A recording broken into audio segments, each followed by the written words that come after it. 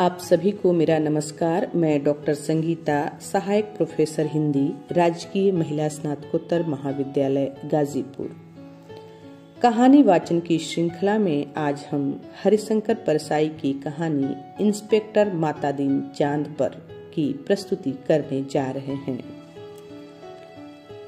वैज्ञानिक कहते हैं चांद पर जीवन नहीं है, पर सीनियर पुलिस इंस्पेक्टर मातादीन, जो डिपार्टमेंट में एमडी साहब हैं, कहते हैं वैज्ञानिक झूठ बोलते हैं, वहां हमारे जैसे ही मनुष्यों की आबादी है। विज्ञान ने हमेशा इंस्पेक्टर मातादीन से मात खाई है। फिंगरप्रिंट विशेषज्ञ कहता रहता है, छुरे पर पाए गए निशान मुलजिम की अंगुलियों के नहीं हैं, पर मातादीन उसे सजा दिला ही देते हैं। मातादीन कहते हैं ये वैज्ञानिक केस का पूरा इन्वेस्टिगेशन नहीं करते। उन्होंने चांद का उजला हिस्सा देखा और कह दिया वहां जीवन नहीं है। मैं चांद का अंधेरा हिस्सा देख कर आया हूँ, वहां मनुष्य जाति है। यह बात सही है, क्योंकि अंधेरे पक्ष के मातादीन माहिर माने जाते हैं। पूछा जाए इंस्पेक्टर मातादीन चांद पर क्यों गए थे? टूरिस्ट की हैसियत से या किसी फरारी अपराधी को पकड़ने? नहीं, वे भारत की तरफ से सांस्कृतिक आदान प्रदान के अंतर्गत गए थे। चांद सरकार ने भारत सरकार को लिखा था, यूं हमारी सभ्यता बहुत आगे बढ़ी है, पर हमारी पुलिस में पर्याप्त क्षमता नहीं है। वह अपराधी का पता लगाने और उसे सजा दिलाने में अक्सर सफल नहीं होती। सुना है आपके यहाँ राम राज है, मेहरबानी करके किसी पुलिस अफसर को भेजें जो हमारी पुलिस को शिक्षित कर दे। गृह मंत्री ने सचिव से कहा, किसी आईजी को भेज दो। सचिव ने कहा, नहीं सर, आईजी नहीं भेजा जा सकता, प्रोटोकॉल का सवाल है।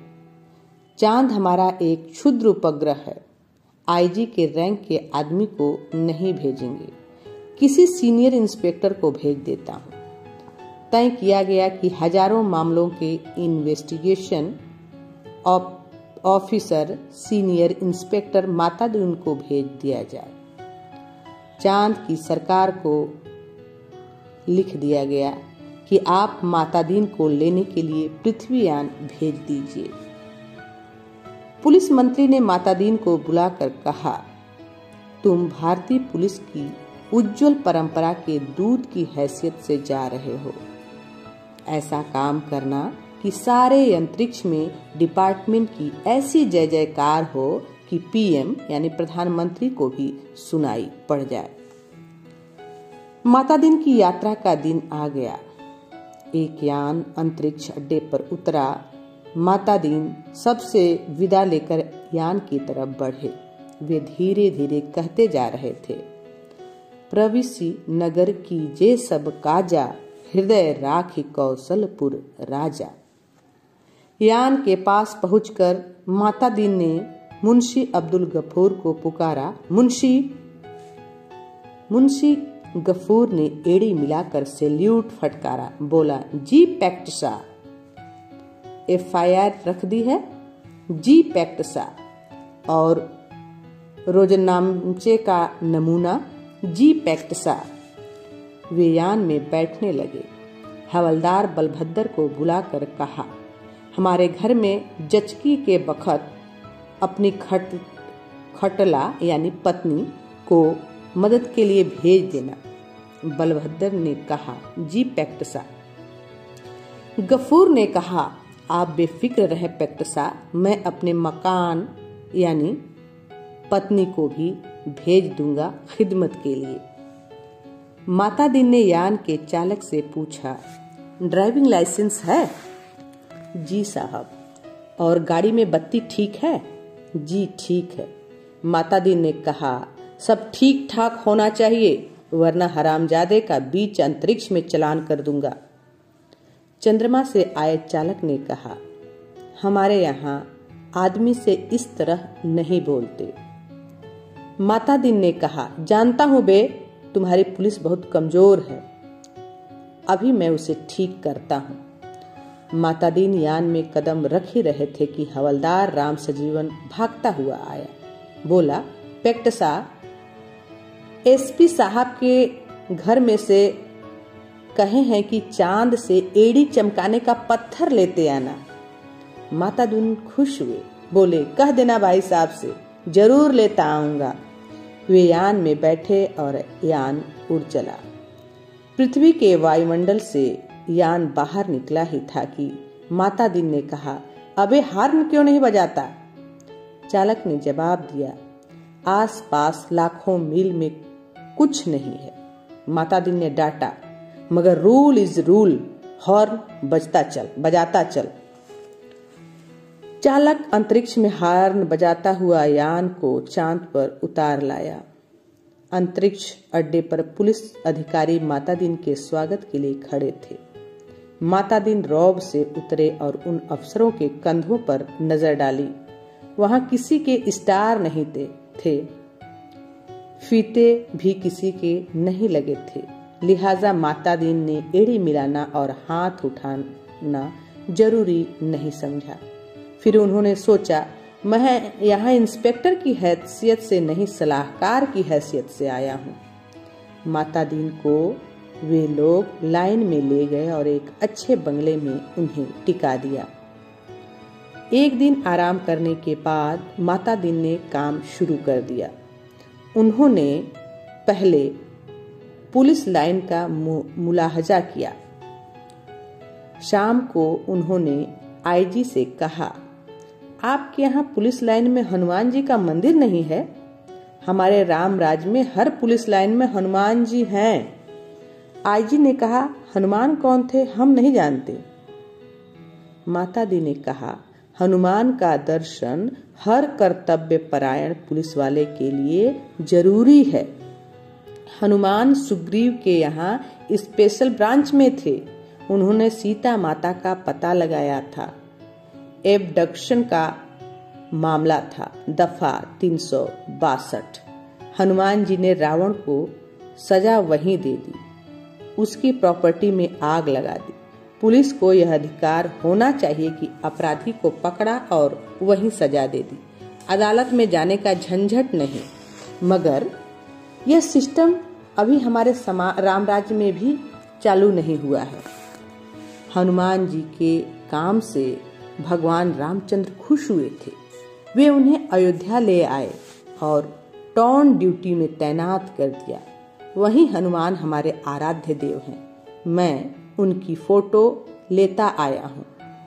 उससे मूर्तियां बनवाइए और हर पुलिस लाइन में स्थापित करवाइए। थोड़े ही दिनों में चांद की हर पुलिस लाइन में हनुमान जी स्थापित हो गए।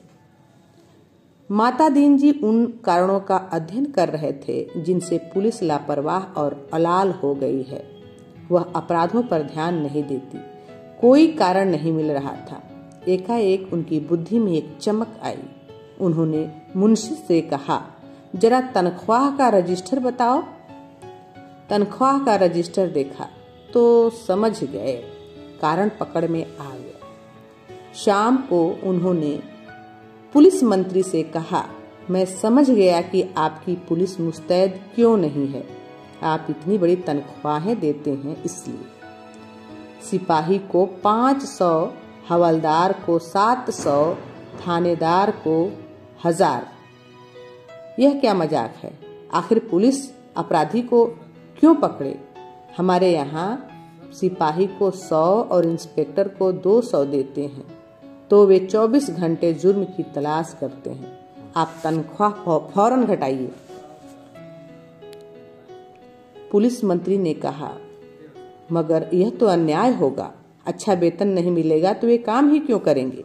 माता दीन ने कहा, इसमें कोई अन्याय नहीं है। आप देखेंगे कि पहली घटी हुई तनख्वाह मिलते ही आपको पुलिस की मनोवृत्ति में क्रांतिकारी परिवर्तन हो जाएगा।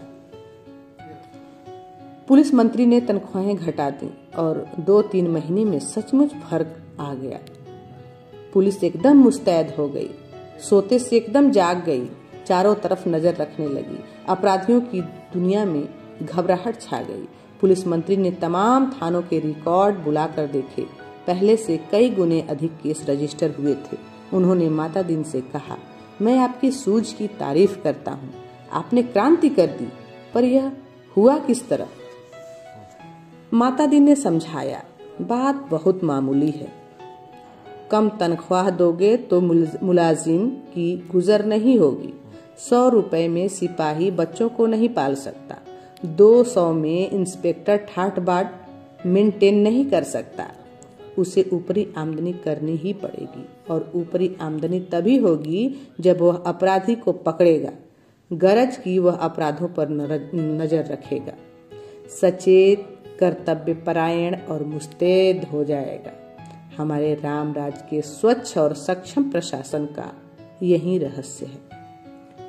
चंद्रलोक में इस चमत्कार की खबर फैल गई। लोग माता दीन को देखने आने लगे कि वह आदमी कैसा है जो तनख्वाह कम करके सक्षमता ला देता है। पुलिस के लोग भी खुश थे। वे कहते, गुरु आप इधर न पधारते तो हम सभी कोरी तनख्वाह से ही गुजर कर रहे होते। सरकार भी खुश थी कि मुनाफे का बजट बनने वाला था। आधी समस्या हल हो गई। पुलिस अपराधी पकड़ने लगी। अब मामले की जांच विधि में सुधार करना रह गया था। अपराधी को पकड़ने के बाद उसे सजा कैसे दिलाई जाए? माता दीन इंतजार कर रहे थे कि कोई बड़ा केस हो जाए तो नमूने के तौर पर उसका इन्वेस्टिगेशन कर बताएं। एक दिन आपसी मारपीट में एक आदमी मारा गया। माता दीन कोतवाली में आकर बैठ गए और बोले, नमूने के लिए इस केस का इन्वेस्टिगेशन मैं करता हूँ, आप लोग सीखिए। यह कत्ल का केस है। कत्ल के केस में एविडेंस बहुत पक्की होनी चाहिए। कोतवाल ने कहा, पहले कातिल का पता लगाया जाए, तभी तो एविडेंस इकट्ठा किया जाएगा। माता दीन ने कहा, नहीं, उल्टे मत चलो, पहले एविडेंस देखो। क्या कहीं खून मिला? किसी के कपड़ों पर या कहीं और? एक इंस्पेक्टर ने कहा, हाँ, मारने वाले तो भाग गए थे, मृतक सड़क पर बेहोश पड़ा था। एक भला आदमी वहां रहता है, उसने उठाकर अस्पताल भेजा। उस भले आदमी के कपड़ों पर खून के दाग लग गए हैं। माता दीन ने कहा, उसे फौरन गिरफ्तार करो। कोतवाल ने कहा, मगर उसने तो मरते हुए आदमी की मदद की थी। माता दीन ने कहा, वह सब ठीक है, पर तुम खून के दाग ढूंढने और कहाँ जाओगे? जो एविडेंस मिल रहा है उसे तो कब्जे में करो। वह भला आदमी पकड़कर बुलवा लिया गया। उसने कहा, मैंने तो मरते आदमी को अस्पताल भिजवाया था, मेरा क्या कसूर? चांद की पुलिस उसकी बात से एकदम प्रभावित हुई। माता दीन प्रभावित नहीं हुए। सारा पुलिस महकमा उत्सुक था कि अब माता दीन क्या तर्क निकालने वाले हैं। माता दीन ने उसे कहा, पर तुम झगड़े की जगह गए क्यों? उसने जवाब दिया, मैं झगड़े की जगह नहीं गया, मेरा वहां मकान है, झगड़ा मेरे मकान के सामने हुआ। अब फिर माता दीन की प्रतिभा की परीक्षा थी। सारा महकमा उत्सुक देख रहा था। माता दीन ने कहा, मकान है तो ठीक है, पर मैं पूछता हूँ झगड़े की जगह जाना ही क्यों? इस तर्क का कोई जवाब नहीं था। वह बार बार कहता, मैं झगड़े की जगह नहीं गया, वहीं मेरा मकान है। माता दीन उसे जवाब देते, सो ठीक है, पर झगड़े की जगह जाना ही क्यों? इस तर्क प्रणाली से पुलिस के लोग बहुत प्रभावित हुए। अब माता दीन ने इन्वेस्टिगेशन का सिद्धांत समझाया। देखो, आदमी मारा गया है तो वह पक्का है कि किसी ने उसे जरूर मारा है, कोई कातिल है, किसी को सजा होनी चाहिए। सवाल है, किसको सजा होनी चाहिए? पुलिस के लिए यह सवाल इतना महत्व नहीं रखता जितना यह सवाल कि जुर्म किस पर साबित हो सकता है या किस पर साबित होना चाहिए। कत्ल हुआ है तो किसी मनुष्य को सजा होगी ही, मारने वाले को होती है या बेकसूर को, यह अपने सोचने की बात नहीं है। मनुष्य सब बराबर हैं, उसमें उसी परमात्मा का अंश है। यह भेदभाव नहीं करते। यह पुलिस का मानवतावाद है। दूसरा सवाल है किस पर जुर्म साबित होना चाहिए, इसका निर्णय इन बातों से होगा। पहली बात, क्या वह आदमी पुलिस के रास्ते में आता है। दूसरी बात, क्या उसे सजा दिलाने से ऊपर के लोग खुश होंगे। माता दीन को बताया गया कि वह आदमी भला है, पर पुलिस अन्याय करे तो विरोध करता है। जहां तक ऊपर के लोगों का सवाल है, वह वर्तमान सरकार की विरोधी राजनीति वाला है। माता दीन ने टेबल ठोक कर कहा, फर्स्ट क्लास केस एविडेंस, और ऊपर का सपोर्ट। एक इंस्पेक्टर ने कहा, पर हमारे गले यह बात नहीं उतरती कि एक निरपराध भले आदमी को सजा दिलाई क्यों जाए। माता दी ने समझाया, देखो मैं समझा चुका हूँ कि सब में उसी ईश्वर का वास है। सजा उसे हो या कातिल को, फांसी पर तो ईश्वर ही चढ़ेगा ना। फिर तुम्हें कपड़ों पर खून मिल रहा है, उसे छोड़कर तुम कहाँ खून ढूंढते फिरोगे। तुम तो भरो FIR। माता दीन ने FIR भरवा दी। बखत जरूरत के लिए जगह खाली छुड़वा दी। दूसरे दिन पुलिस कोतवाल ने कहा, गुरुदेव हमारी तो बड़ी आफत है। तमाम भले आदमी आते हैं और कहते हैं उस बेचारे बेकसूर को क्यों फंसा रहे हो। ऐसा तो चंद्रलोक में कभी नहीं हुआ। बताइए हम क्या जवाब दें, हम तो बहुत शर्मिंदा हैं। माता दीन ने कोतवाल से कहा, घबराओ मत, शुरू में इस काम में आदमी को शर्म आती है, आगे तुम्हें बेकसूर को छोड़ने में शर्म आएगी। हर चीज का जवाब है। अब आपके पास जो आए उससे कह दो, हम जानते हैं कि वह निर्दोष है, पर हम क्या करें, यह सब ऊपर से हो रहा है। कोतवाल ने कहा, तब वे SP के पास जाएंगे। माता दीन ने कहा, SP से भी कह देना कि ऊपर से हो रहा है।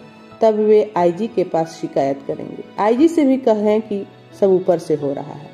तब वे पुलिस मंत्री के पास पहुंचेंगी। पुलिस मंत्री भी कहेंगे, भैया मैं क्या करूं, यह ऊपर से हो रहा है। तो वे प्रधानमंत्री के पास जाएंगे। प्रधानमंत्री भी कहें कि मैं जानता हूं वह निर्दोष है, पर यह सब ऊपर से हो रहा है। कोतवाल ने कहा, माता दीन ने कहा, तब वे क्या, तब वे किसके पास जाएंगी, भगवान के पास ना। मगर भगवान से पूछकर कौन लौट सका है। कोतवाल चुप रह गया। वह इस महान प्रतिभा से चमत्कृत था। माता दीन ने कहा, एक मुहावरा ऊपर से हो रहा है, हमारे देश में 25 सालों से सरकारों को बचा रहा है, तुम इसे सीख लो। केस की तैयारी होने लगी। माता दीन ने कहा, अब 4-6 चश्मदीद गवाह लाओ। कोतवाल ने कहा, चश्मदीद गवाह कैसे मिलेंगे, जब किसी ने उसे मारते नहीं देखा ही नहीं, तो चश्मदीद गवाह कैसे कोई होगा। माता दीन ने सिर ठोक लिया। किन बेवकूफों के बीच फंसा दिया गवर्नमेंट ने, इन्हें तो ABCD भी नहीं आती। झल्ला कर कहा, चश्मदीद गवाह किसे कहते हैं जानते हो। चश्मदीद वह नहीं है जो देखे, बल्कि वह है जो कहे कि मैंने देखा। कोतवाल ने कहा, ऐसा कोई क्यों कहेगा। माता दीन ने कहेगा समझ में नहीं आता, कैसे डिपार्टमेंट चलाते हो। अरे चश्मदीद गवाहों की लिस्ट पुलिस के पास पहले से रहती है, जहां जरूरत हुई उन्हें चश्मदीद बना लिया। हमारे यहाँ ऐसे आदमी हैं जो साल में 300-400 वारदातों के चश्मदीद गवाह होते हैं। हमारी अदालतें भी मान लेती हैं कि इस आदमी में कोई दैवी शक्ति है, जिससे वह जान लेता है कि अमुक जगह वारदात होने वाली है और वहां पहले से पहुंच जाता है। मैं तुम्हें चश्मदीद गवाह बना कर देता हूँ। 8-10 उठाईगिरों को बुलाओ जो चोरी, मारपीट, गुंडागर्दी करते हो, जुआ खेलते हो या शराब उतारते हो। दूसरे दिन शहर के 8-10 नर रत्न कोतवाली में हाजिर थे। उन्हें देखकर माता दीन गदगद हो गए। बहुत दिन हो गए थे ऐसे लोगों को देखे, बड़ा सूना लग रहा था। माता दीन का प्रेम उमड़ पड़ा। उसने कहा, तुम लोगों ने उस आदमी को लाठी मारते देखा था ना। वे बोले, नहीं देखा साहब, हम वहां थे ही नहीं। माता दीन जानते थे यह पहला मौका है। फिर उन्होंने कहा, वहां नहीं थे यह मैंने माना, पर लाठी मारते देखा था ना। उन लोगों को लगा कि यह पागल आदमी है, तभी ऐसी उटपटांग बातें करता है। वे हंसने लगे। माता दिन ने कहा, हंसो मत, जवाब दो। वे बोले, जब थे ही नहीं तो कैसे देखा? माता दिन ने गुर्रा कर देखा, कहा, कैसे देखा तो बताता हूं। तुम लोग जो काम करते हो सब इधर दर्ज है। हर एक को कम से कम 10 साल जेल में डाला जा सकता है। तुम ये काम आगे भी करना चाहते हो या जेल जाना चाहते हो? वे घबरा कर बोले, साहब हम जेल नहीं जाना चाहते। माता दिन ने कहा, ठीक, तो तुमने उस आदमी को लाठी मारते देखा था ना? वे बोले, देखा साहब। वह आदमी घर से निकला और जो लाठी मारना शुरू किया तो वह बेचारा बेहोश होकर सड़क पर गिर पड़ा। माता दिन ने कहा, ठीक है, आगे भी ऐसी वारदातें देखोगे। वे बोले, साहब जो आप कहेंगे सो देखेंगे। कोतवाल इस चमत्कार से थोड़ी देर में बेहोश हो गया। होश आया तो माता दिन के चरणों पर गिर पड़ा। माता दिन ने कहा, हटो, काम करने दो। कोतवाल पांव से लिपट गया, कहने लगा, मैं जीवन भर इन श्री चरणों में पड़ा रहना चाहता हूँ। माता दिन ने आगे की सारी कार्यप्रणाली तय कर दी। FIR बदलना, बीच में पन्ने डालना, रोजनामचा बदलना, गवाहों को तोड़ना, सब सिखा दिया। उस आदमी को 20 साल की सजा हो गई।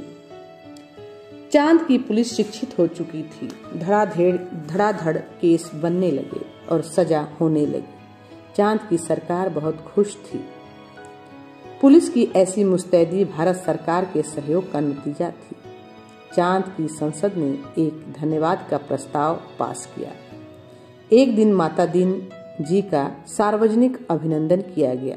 वे फूलों से लदे खुली जीप पर बैठे थे। आसपास जय जयकार करते हजारों लोग वे हाथ जोड़कर अपने गृह मंत्री की स्टाइल में जवाब दे रहे थे। जिंदगी में पहली बार ऐसा कर रहे थे, इसलिए थोड़ा अटपटा लग रहा था। 26 साल पहले पुलिस में भर्ती होते वक्त किसने सोचा था कि एक दिन दूसरे लोक में उनका ऐसा अभिनंदन होगा। वे पछताए, अच्छा होता कि इस मौके के लिए कुर्ता टोपी और धोती ले आते। भारत के पुलिस मंत्री टेलीविजन पर बैठे यह दृश्य देख रहे थे और सोच रहे थे, मेरी सद्भावना यात्रा के लिए वातावरण बन गया। एक दिन चांद की संसद का विशेष अधिवेशन बुलाया गया। बहुत तूफान खड़ा हुआ। गुप्त अधिवेशन था, इसलिए रिपोर्ट प्रकाशित नहीं हुई, पर संसद की दीवारों में टकरा कर कुछ शब्द बाहर आए। सदस्य गुस्से से चिल्ला रहे थे, कोई बीमार बाप का इलाज नहीं करता, डूबते बच्चों को कोई नहीं बचाता, जलते मकान की आग कोई नहीं बुझाता, आदमी जानवर से बदतर हो गया है, सरकार फौरन इस्तीफा दे। दूसरे दिन चांद के प्रधानमंत्री ने माता दिन को बुलाया। माता दिन ने देखा वे एकदम बूढ़े हो गए थे। लगा ये कई रातें सोए नहीं हैं। रुआसे होकर प्रधानमंत्री ने कहा, माता दिन जी, हम आपके और भारत सरकार के बहुत आभारी हैं। अब आप कल देश वापस लौट जाइए। माता दिन ने कहा, मैं तो टर्म खत्म करके ही जाऊंगा। प्रधानमंत्री ने कहा, आप बाकी टर्म का वेतन ले जाइए, डबल ले जाइए, ट्रिपल ले जाइए। माता दिन ने कहा, हमारा सिद्धांत है, हमें पैसा नहीं काम प्यारा है। आखिर चांद के प्रधानमंत्री ने भारत के प्रधानमंत्री को एक गुप्त पत्र लिखा। चौथे दिन माता दिन जी को वापस लौटने के लिए अपने IG का ऑर्डर मिल गया। उन्होंने SP साहब के घर के लिए एड़ी चमकाने का पत्थर यान में रख लिया और चांद से विदा हो गए। उन्हें जाते देख पुलिस वाले रो पड़े। बहुत अरसे तक यह रहस्य बना रहा कि आखिर चांद में ऐसा क्या हो गया कि माता दीन जी को इस तरह एकदम लौटना पड़ा। चांद के प्रधानमंत्री ने भारत के प्रधानमंत्री को क्या लिखा था? एक दिन वह पत्र खुल ही गया। उसमें लिखा था, इंस्पेक्टर माता दिन की सेवाएं हमें प्रदान करने के लिए अनेक धन्यवाद, पर अब आप उन्हें फौरन बुला लें। हम भारत को मित्र देश समझते थे, पर आपने हमारे साथ शत्रुवत व्यवहार किया है। हम भोले भाले लोगों से विश्वासघात किया है।